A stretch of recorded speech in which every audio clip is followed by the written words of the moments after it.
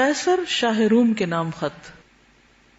اس کے نام نبی صلی اللہ علیہ وسلم نے یہ خط لکھا. بسم اللہ الرحمن الرحیم. کرسچن تھا، کسرا کا حریف تھا، یعنی کسرا کے برابر کا تھا قیصر.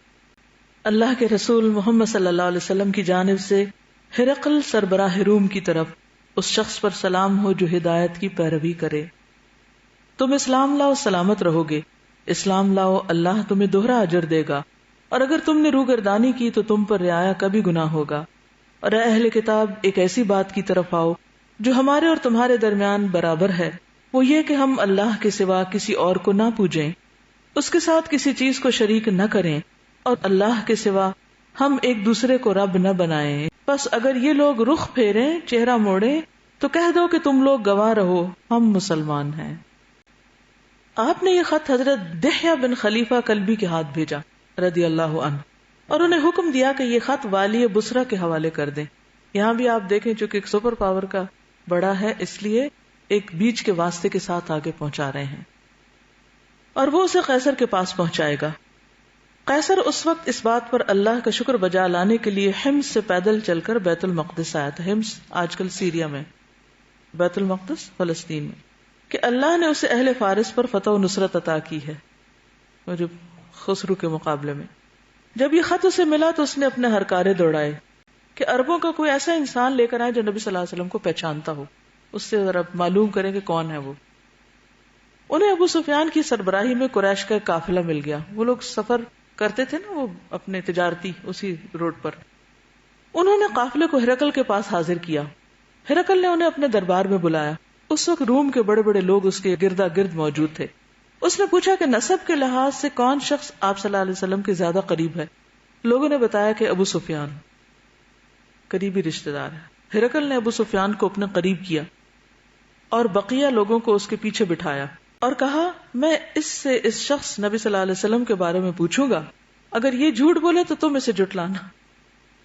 انویسٹیگیشن کا انداز آپ دیکھیے. اس پر ابو سفیان کو شرم آئی کہ جھوٹ بولے، کیونکہ اس کے جو ساتھی تھے وہ پیچھے اس کی ہاں یا نہ کرنے کے لیے تیار تھے. اس کے بعد ہرقل اور ابو سفیان میں یہ گفتگو ہوئی. ہرقل، تم لوگوں میں اس کا نسب کیسا ہے؟ ابو سفیان، وہ اونچے نسب والا ہے. ہرقل، کیا یہ بات اس سے پہلے بھی تم میں سے کسی نے کہی تھی؟ یعنی جو محمد صلی اللہ علیہ وسلم کہتے ہیں کوئی اور بھی کہتا ہے؟ ابو سفیان، نہیں. ہرقل، کیا اس کے باپ دادا میں سے کوئی بادشاہ گزرا ہے؟ ابو سفیان، نہیں. ہرقل، اچھا تو بڑے لوگوں نے اس کی پیروی کی ہے یا کمزوروں نے؟ ابو سفیان، کمزوروں نے. ہرقل، یہ لوگ بڑھ رہے ہیں یا گھٹ رہے ہیں؟ ابو سفیان، بڑھ رہے ہیں. ہرقل، کیا اس دین میں داخل ہونے کے بعد کوئی شخص اس دین سے برگشتہ ہو کر مرتد بھی ہوا ہے؟ ابو سفیان، نہیں. ہرقل، جو بات اس نے اب کہی ہے کیا اس سے پہلے تم نے اسے کبھی جھوٹ کا الزام بھی دیا ہے؟ ابو سفیان، نہیں. یعنی اس بات سے پہلے کبھی وہ جھوٹ بولتا ہے؟ کوئی ایسا اس پر اعتراض؟ کہا نہیں. ہرقل، کیا وہ بدعہدی بھی کرتا ہے؟ ابو سفیان، نہیں. اور یہاں ابو سفیان کو ایک مشکوک بات کہنے کا موقع ملا، چنانچہ اس نے مزید کہا، البتہ ہم لوگ اس وقت اس کے ساتھ صلح کی ایک مدت گزار رہے ہیں، معلوم نہیں اس میں وہ کیا کرے گا. ہرقل، کیا تم لوگوں نے اس سے جنگ کی ہے؟ ابو سفیان، جی ہاں. ہرقل، تو تمہاری اور اس کی جنگ کیسی رہی؟ ابو سفیان، جنگ ہمارے اور اس کے درمیان ڈول ہے، وہ ہمیں ذک پہنچا لیتا ہے اور ہم بھی اسے ذک پہنچا لیتے. یعنی ڈول کبھی اوپر جاتا ہے اور کبھی کنویں کے نیچے جاتا ہے، کبھی پانی بھر کے آتا ہے اور کبھی خالی ہو کے واپس جاتا ہے. ہرقل، وہ تمہیں کن باتوں کا حکم دیتا ہے؟ اس کا میسج کیا ہے؟ ابو سفیان، یہ قابل غور ہے بات کہ اسلام کا اصل میسج کیا ہے. وہ کہتا ہے صرف اللہ کی عبادت کرو، اس کے ساتھ کسی کو شریک نہ کرو، تمہارے باپ دادا جو کچھ کہتے تھے اسے چھوڑ دو. وہ نماز، سچائی، پرہیزگاری، پاک دامنی اور صلہ رحمی کا حکم دیتا ہے. اس کے بعد ہرقل نے اس گفتگو پر تبصرہ کرتے ہوئے کہا، تم نے بتایا کہ وہ اونچے نسب والا ہے، تو دستور یہی ہے کہ پیغمبر اپنی قوم کے اونچے نسب سے بھیجے جاتے ہیں. تم نے بتایا کہ اس سے پہلے تم میں سے کسی نے یہ بات نہیں کہی، تو میں کہتا ہوں کہ اگر ایسا ہوتا تو میں کہتا کہ یہ شخص ایک ایسی بات کی نقل کر رہا ہے جو اس سے پہلے کہی جا چکی. یعنی صرف ایک چیز جو کامیاب ہوئی تو دوسرا ایک نقال پیدا ہو گیا. اور تم نے بتایا کہ اس کے باپ دادا میں کوئی بادشاہ نہیں گزرا، میں کہتا ہوں کہ اس کے باپ دادا میں اگر کوئی بادشاہ گزرا ہوتا تو یہ شخص اپنے باپ دادا کی بادشاہت طلب کر رہا ہے، یعنی اس کو واپس لانے کے لیے اس نے یہ طریقہ اختیار کیا ہے. اور تم نے بتایا کہ جو بات اس نے کہی ہے اس سے پہلے تم لوگوں نے اس پر کبھی جھوٹ کا الزام نہیں لگایا. تو میں نے یہ جان لیا کہ ایسا نہیں ہو سکتا کہ وہ لوگوں سے تو جھوٹ نہ بولے اور اللہ کے معاملے میں جھوٹ بولے. اور تم نے یہ بھی بتایا کہ کمزور لوگ اس کی پیروی کر رہے ہیں. حقیقت یہ ہے کہ یہی لوگ پیغمبروں کے پیروکار ہوتے ہیں. ایک اہل کتاب میں سے تھا، کتابوں میں جانتا تھا کہ پیغمبروں کے ساتھ کیا ہوا. اور تم نے بتایا کہ یہ لوگ زیادہ ہو رہے ہیں. ایمان کا معاملہ ایسا ہی ہے یہاں تک کہ وہ مکمل ہو جائے. اور تم نے بتایا کہ ان میں سے کوئی آدمی مرتد نہیں ہوتا. یقیناً حقیقت یہی ہے کہ ایمان کی بشاشت جب دلوں میں گھر کر جاتی ہے تب ایسا ہی ہوتا ہے. اور تم نے بتایا کہ وہ بد عہدی نہیں کرتا. پیغمبر ایسے ہی ہوتے ہیں کہ وہ بد عہدی نہیں کرتے، وعدے کے پکے ہوتے ہیں. اور تم نے بتایا کہ وہ تمہیں صرف اللہ کی عبادت کرنے اور اس کے ساتھ کسی چیز کو شریک نہ ٹھہرانے کا حکم دیتا ہے، بت پرستی سے منع کرتا ہے، اور نماز، سچائی، پرہیزگاری اور پاک دامنی کا حکم دیتا ہے. غرض ہے کہ جو کچھ تم نے بتایا ہے اگر وہ برحق ہے تو یہ شخص بہت جلد میرے ان دونوں قدموں کی جگہ کا مالک ہو جائے گا. میں جانتا تھا کہ یہ نبی آنے والا ہے، لیکن میرا گمان یہ نہ تھا کہ وہ تم میں سے ہوگا، عربوں میں سے ہوگا، کیونکہ ان کے پریسٹ کیا بتاتے کہ انہی میں سے ہوگا.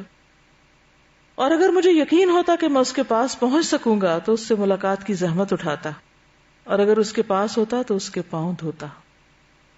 اس کے بعد ہرقل نے آپ کا خط منگوا کر پڑھا تو آوازیں بلند ہو گئی. سارے آس پاس کے لوگ شور مچانے لگے اور بہت شور مچا. چنانچہ اس نے ابو سفیان اور اس کے ساتھیوں کو باہر نکلوا دیا. اب آپس میں نپٹے. باہر آ کر ابو سفیان نے اپنے ساتھیوں سے کہا ابو کبشہ کے بیٹے کا معاملہ بہت زور پکڑ گیا ہے.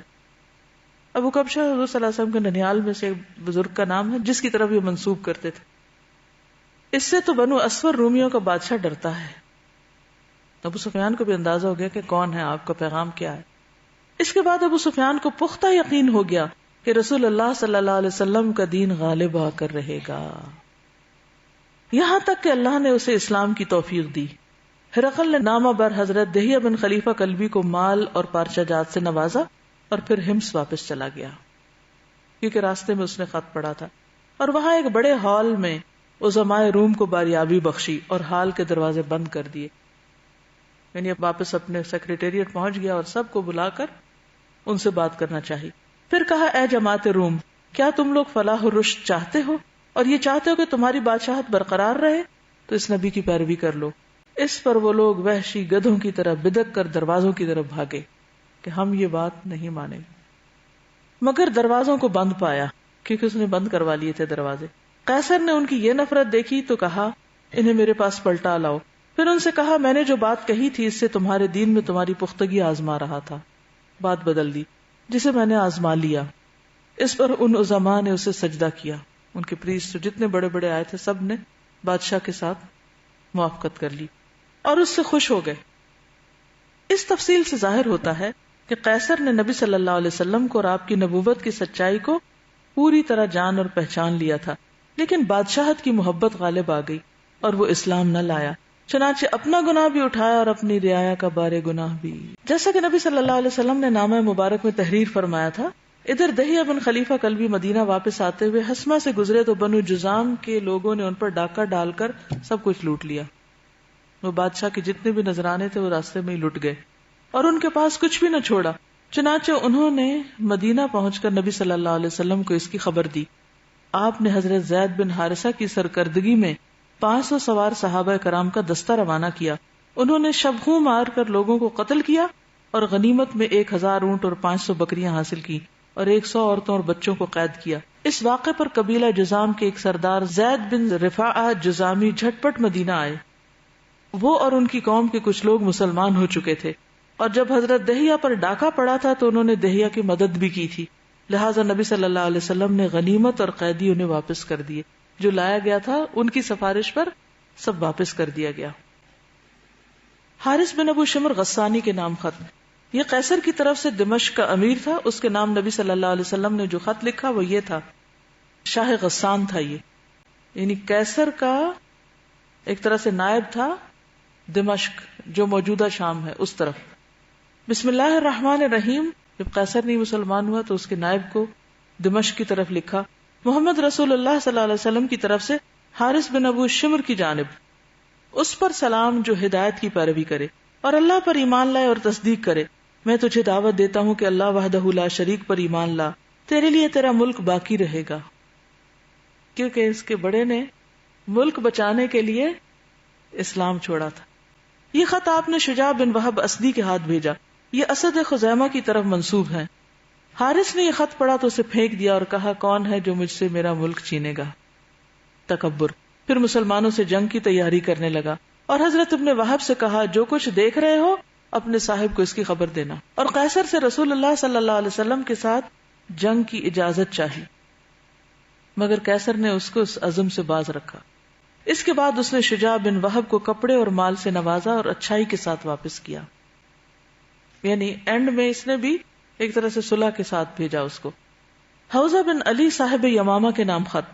نبی صلی اللہ علیہ وسلم نے اس کی طرف یہ خط لکھا، بسم اللہ الرحمن الرحیم، محمد رسول اللہ کی طرف سے حوزہ بن علی کی جانب. اس شخص پر سلام جو ہدایت کی پیروی کرے. تمہیں معلوم ہونا چاہیے کہ میرا دین اونٹوں اور گھوڑوں کی رسائی کی آخری حد تک غالب آ کر رہے گا. یعنی جہاں تک اونٹ گھوڑے جا سکتے ہیں، یہ مطلب ہے. کہاں تک جا سکتے ہیں؟ خشکی کی حد تک، یعنی پوری دنیا میں پھیل جائے گا، یہ مطلب ہے. لہذا اسلام لاؤ، سالم رہو گے، اور تمہارے ماتحت جو کچھ ہے اسے تمہارے لیے برقرار رکھوں گا. یعنی اسلام تم سے، ہم اس لیے نہیں تمہیں مسلمان کرنا چاہتے کہ تمہارا مال لے لیں، بلکہ تم اپنی جگہ پر اپنے عہدے پہ قائم رہو گے.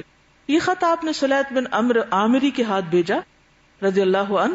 حوزہ نے ان کی عزت کی، انہیں انعام سے نوازا اور ہجر کے کپڑے دیے، اور جواب میں لکھا آپ جس چیز کی دعوت دیتے ہیں اس کی بہتری اور عمدگی کا کیا پوچھنا، اور میں اپنی قوم کا شاعر اور خطیب ہوں اور عرب پر میری ہیبت بیٹھی ہوئی ہے، اس لیے کچھ کار پردازی میرے ذمے کر دیں، میں آپ کی پیروی کروں گا. یہ خط رسول اللہ صلی اللہ علیہ وسلم کو ملا تو آپ صلی اللہ علیہ وسلم نے فرمایا اگر وہ مجھ سے زمین کا ایک ٹکڑا بھی مانگے گا تو اسے نہ دوں گا. وہ خود بھی تباہ ہوگا اور جو کچھ اس کے ہاتھ میں ہے وہ بھی تباہ ہوگا. جب رسول اللہ صلی اللہ علیہ وسلم فتح مکہ سے واپس تشریف لائے تو اس کا انتقال ہو چکا تھا. منذر بن ساوا حاکم بحرین کے نام خط. اس خط میں آپ صلی اللہ علیہ وسلم نے منذر کو اسلام کی دعوت دی اور مکتوب علا ابن الحضرمی کے ہاتھ اس کو بھیجا رضی اللہ عنہ. منذر مسلمان ہو گیا. کچھ اہل بحرین بھی مسلمان ہو گئے، جبکہ کچھ دوسرے اپنے دین یہودیت اور مجوسیت پر برقرار رہے. یعنی ملے جلے تھے وہاں کے لوگ، وہ اپنے واپس اسی پہ رہے. منذر نے رسول اللہ صلی اللہ علیہ وسلم کو اس کی خبر لکھی اور اس کے بارے میں سوال کیا. آپ صلی اللہ علیہ وسلم نے اسے لکھا مسلمان جس حال پر ایمان لائے ہیں انہیں اسی حال پر چھوڑ دو، اور یہود اور مجوس سے جزیہ لو، اور تم جب تک درست راہ پر رہو گے، یعنی مسلمان رہو گے، ہم تمہیں تمہارے عہدے سے معزول نہ کریں گے. شاہان عمان جعفر اور اس کے بھائی کے نام خط. ان کے نام نبی صلی اللہ علیہ وسلم کا خط یہ تھا، بسم اللہ الرحمن الرحیم، محمد رسول اللہ صلی اللہ علیہ وسلم کی جانب سے جلندہ کے دونوں صاحبزادوں جعفر اور عبد کے نام.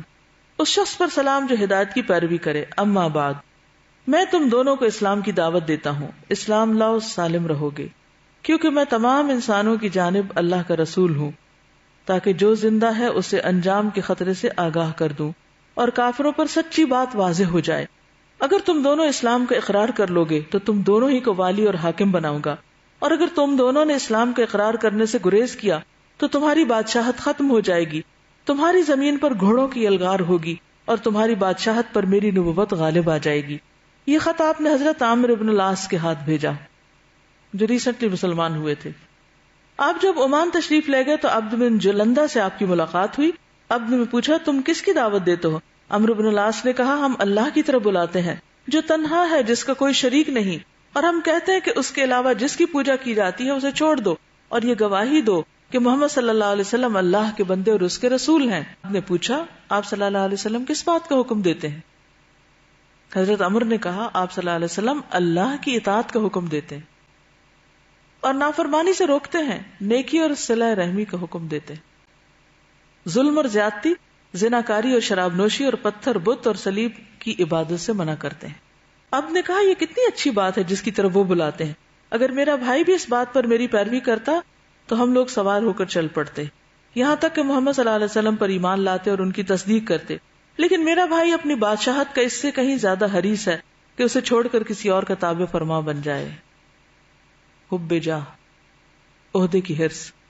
حضرت عمر نے کہا اگر تمہارا بھائی اسلام قبول کر لے تو رسول اللہ صلی اللہ علیہ وسلم اس کی قوم پر اس کی بادشاہت برقرار رکھیں گے، البتہ ان کے مالداروں سے صدقہ لے کر فقیروں میں بانٹیں گے. زکوٰۃ کا یہی کانسیپٹ ہے نا کہ مالداروں سے لے کر غریبوں کی طرف لوٹایا جائے. اب نے کہا یہ تو بڑی اچھی بات ہے. پھر پوچھا کہ صدقہ کیا ہے؟ حضرت عمر نے تفصیل بتائی. جب مویشیوں کا ذکر کیا تو اس نے کہا میں نہیں سمجھتا کہ میری قوم اس کو مان لے گی کیونکہ وہ اونٹ بکریاں چرانے والے لوگ ہوں گے. پھر اب نے حضرت عمرو بن العاص کو اپنے بھائی جعفر کے پاس پہنچایا. حضرت عمر نے اس کو خط دیا. اس نے خط پڑھا پھر اپنے بھائی کے حوالے کر دیا اور عمرو سے پوچھا کہ قریش نے کیا کیا. حضرت عمر نے بتایا کہ مسلمان ہو گئے ہیں اور یہ بھی کہا کہ اگر وہ اسلام لائے تو سالم رہے گا ورنہ شہسوار اس کو رون دیں گے اور اس کی ہریالی کا صفایا کر دیں گے. جعفر نے کل تک کے لیے اپنا معاملہ مؤخر کیا یعنی پوسٹ پون کیا. کل ہوئی تو قوت اور طاقت کا مظاہرہ کیا لیکن اپنے بھائی سے تنہائی میں مشورہ کیا اور اس کے دوسرے دن دونوں بھائی مسلمان ہو گئے. اور حضرت عمر کو صدقہ وصول کرنے کے لیے آزاد چھوڑ دیا کہ جس سے چاہو تم صدقات اب وصول کر لو یہاں سے. اور جس کسی نے ان کی مخالفت کی وہ اس کے خلاف مددگار ثابت ہوئے. یعنی جو حضرت عمر کو نہیں دینا چاہتا تھا انہوں نے اس کو پکڑا. عبد اور جعفر کے پاس یہ خط فتح مکہ کے بعد بھیجا گیا جبکہ بقیہ خطوط حدیبیہ سے نبی صلی اللہ علیہ وسلم کی واپسی کے بعد بھیجے گئے تھے. امیر بصرہ کے نام خط. اس خط میں نبی صلی اللہ علیہ وسلم نے امیر بصرہ کو اسلام کی دعوت دی اور یہ مکتوب حارث بن عمیر ازدی کے ہاتھوں بھیجا. حضرت حارث جنوبی اردن میں علاقہ بلقا کے ایک مقام موتا پہنچے تو شرحبیل بن عمرو غسانی نے ان پر حملہ کیا اور ان کی گردن مار دی. قاصدوں کے سلسلے میں یہ سب سے سخت ظالمانہ قدم ہے. ان کے سوا نبی صلی اللہ علیہ وسلم کا کوئی قاصد امبیسڈر قتل نہیں کیا گیا. نبی صلی اللہ علیہ وسلم نے اس پر سخت غم اور غصے کا اظہار فرمایا اور یہی غزوہ موتا کا سبب بنا.